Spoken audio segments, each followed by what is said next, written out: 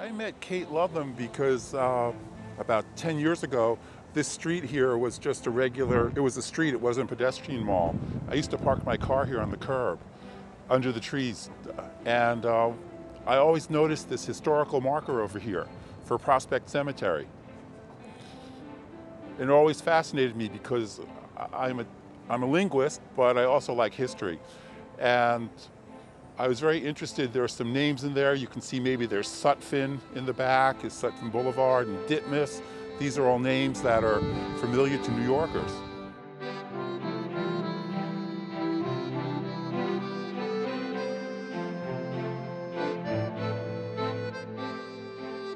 Cemeteries are important because they're another way of understanding a community.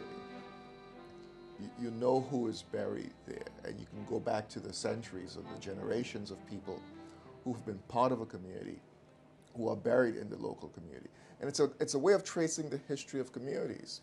I think were it not for Miss Ludlam's efforts, this cemetery would have remained an overgrown eyesore in the community. But she and the foundation have worked very, very hard over the past 10 years or so to secure public funding to make the kinds of renovations that you see.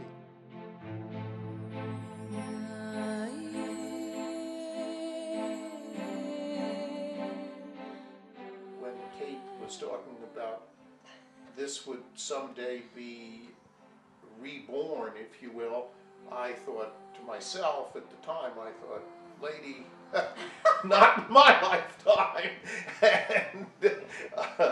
But by that time we were courting, and I really didn't feel that I knew her well enough to say, why don't you give up on this project? There must be something with a more likely outcome that you could get involved with. So it was really bad. It was completely and totally devastated.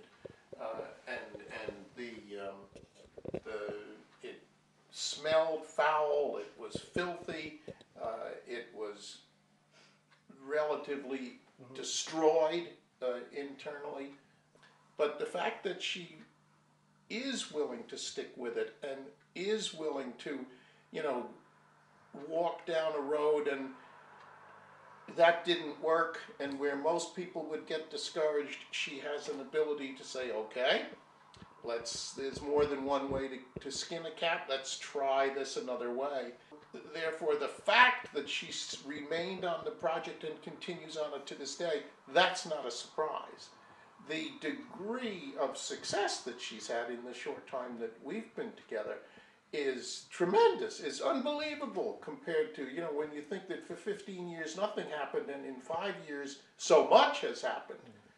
That's really amazing.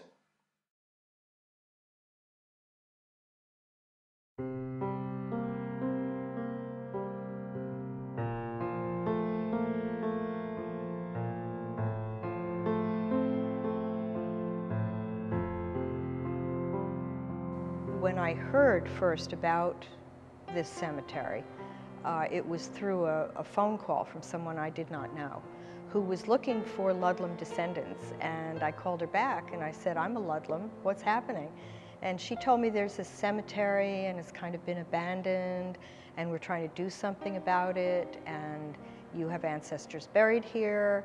And I said, well, she said, will you come out? And I said, sure, I'll come out for a meeting, and we did. And I was rather astonished because although I knew early family members had lived in the area, I had no idea they were in this cemetery. And I had seen the cemetery a couple of times from the Long Island Railroad, as many people have. If you're on the South Track going into Jamaica, you can see it. And one year, the leaves were down and I saw it was a cemetery. But when I was asked to come out here, I had no idea it was the same place. And that was a revelation. We got going really in the January of 1989.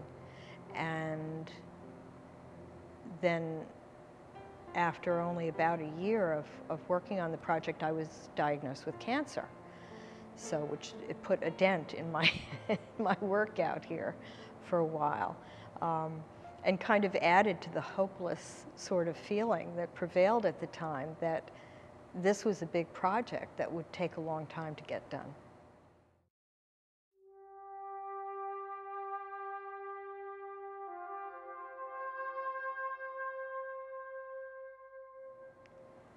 I have been taken to cemeteries since I was a little girl, you know, so I was used to cemeteries. I had never seen anything like this in my life. I was very upset. I was deeply upset and moved that there were any people anywhere who would deliberately destroy the final resting place of anyone. And when I walked into this chapel, I wept. I could not believe what they had done to this building. The stained glass was completely broken. They had used the rose windows as targets.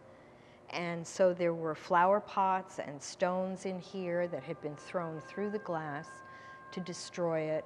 There were pigeons in here. There were rats in here. There was all kinds of filth. They had kept dogs in here. The floor was damaged. The walls were damaged. The pews were kind of knocked down and strewn around. It was hard to conceive that it had once been a solemn family burial.